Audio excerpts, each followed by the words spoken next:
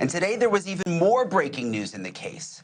Drugs were found inside a trap door inside the daycare center near the babies inside that daycare. You see the picture there. The special agent in charge for the DEA in New York is going to join me now. He is leading the investigation into how this huge amount of fentanyl ended up inside the daycare center.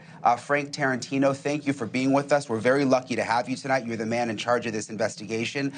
First of all, tell me what they found in the floorboards, because we thought it was bad last night, Frank, but that picture of what was under the floorboards right near those babies, I mean, how much did they find down there?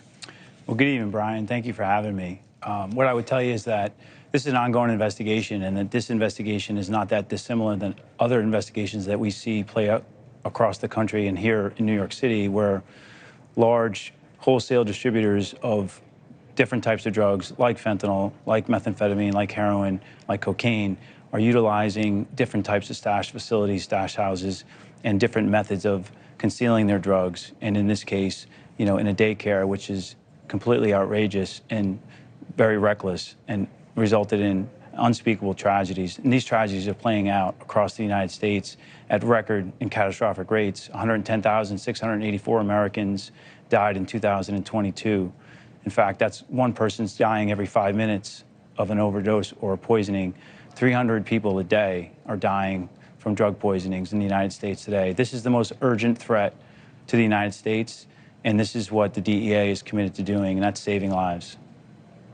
Yeah, I don't understand how it just becomes white noise to some people. We saw that picture that was released where you could see all the drugs right under the floorboard inside the daycare.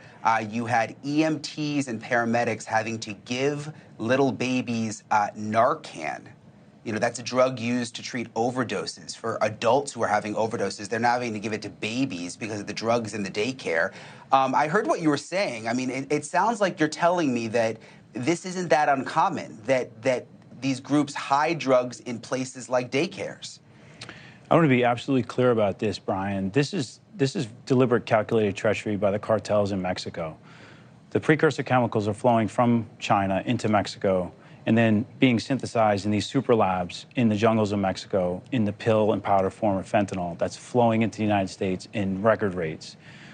Those pills that are laced with fentanyl are ending up here in New York City. That powder is ending up here in New York City. In fact, last year alone, the New York division seized over 2 million pills and over 2,000 pounds of fentanyl.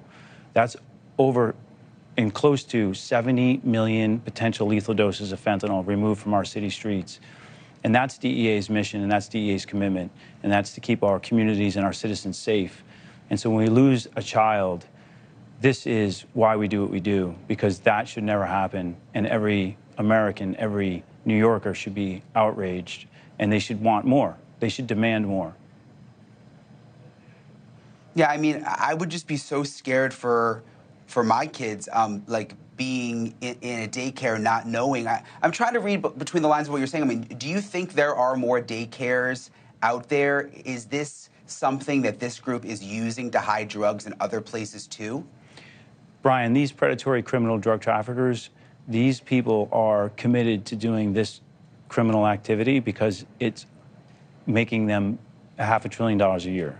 This is a profit-driven business, and they will go to any extent and by all means necessary to move their poison and to conceal their poison and to hide it from law enforcement.